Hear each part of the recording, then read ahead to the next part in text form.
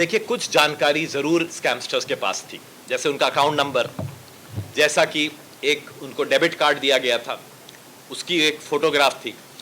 तो उस डायरेक्शन में भी हमारा इन्वेस्टिगेशन जा रहा है। तीसरी बात, हमारे प्रधानमंत्री जी ने भी डिजिटल अरेस्ट के बारे में मन की बात में बोला है, माननीय प्रधानमंत्री जी, और साथ ही साथ आरबीआई ने भी इसके बारे में इंस्ट्रक्शंस दिए हैं।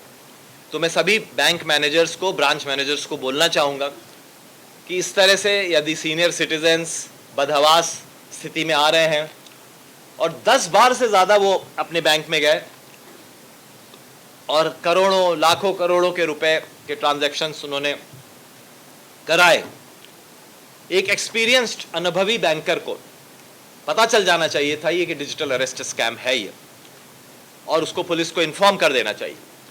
अब ये नेग्लिजेंस है या इसमें कोई मिली भगत है, इसके बारे में भी इन्वेस्टिगेशन चल रही है। सर, मई में नोएडा में एक मामला आया था जिसमें कि असिस्टेंट मैनेजर को भी पकड़ा गया था, प्राइवेट बैंक का। बस ये जानना चाह रहा था कि जितने भी बैंक में ट्रांजैक्शंस हुए हैं वो सारे सरकारी बैंक हैं या प्राइवेट बैंक हैं या दोनों तरह के बैंक? दोनों तरह के बैंक्स हैं, सारे ट्रांजैक्शंस, बहुत सारे बैंक्स के थ्रू हुए हैं, और खासतौर से मनी हजारों अकाउंट्स में ट्रांसफर हुआ है। बट आपने जो बताया वो मैं पहले ही बता चुका हूँ, उस एंगल पे भी कि बैंक के ऑफिशियल्स की भी कोई मिली भगत है या नहीं है, उसके बारे में हमारी इन्वेस्टिगेशन चालू है।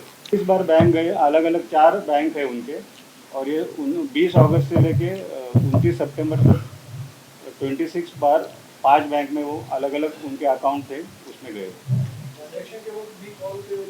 ट्रांजैक्शन के वक्त पर वो ऑडियो कॉल में करते थे, तो हम कोर्ट से बोल रहे हैं, उनके सामने कोर्ट का सेटअप भी रखा गया था जिसमें जज बैठते थे, वकील बैठते थे और उनको बताते थे, और जज उन्हें कुछ ऑर्डर्स भी सुप्रीम कोर्ट के दिए गए थे व्हाट्सएप पर, जिससे उनको विश्वास ज़्यादा हो गया। और उन्हें ये भी कहा गया था कि आपको पीसीसी मतलब पुलिस क्लियरेंस सर्टिफिकेट या एनओसी मिलेगा नहीं, तो इससे उनको डर और बढ़ गया, क्योंकि उनके दोनों बच्चे विदेश में पढ़ते थे। उनको लगा कि अगर हमें सचमुच पीसीसी या एनओसी नहीं मिलेगी तो फिर हमारे बच्चे और हमको आगे प्रदेश में कैसे जाना पड़ेगा। वो हालांकि वो पढ़े लिखे काफ़ी थे, लेकिन वो एकदम सज्जन और सीधे साधे लोग थे, इसलिए उनके ढाचे में आ गए वो लोग। आरोपींना आम्ही अरेस्ट केलेला आहे आणि याच्या पुढे पण आमची 9 टीम तपास करत आहे।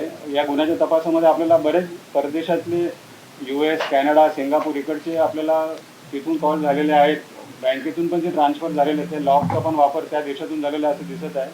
आम्ही पण आमच्या तांत्रिक पद्धतीने ते सर्व शोधण्याचा प्रयत्न करत आहोत आणि यापुढे सुद्धा अजून आरोपी आम्ही शोधायचा प्रयत्न करत आहोत आणि जे रक्कम फसवणूक झालेली आहे ती रक्कम पण हस्तगत करण्याचा आमचा प्रयत्न सुरू आहे।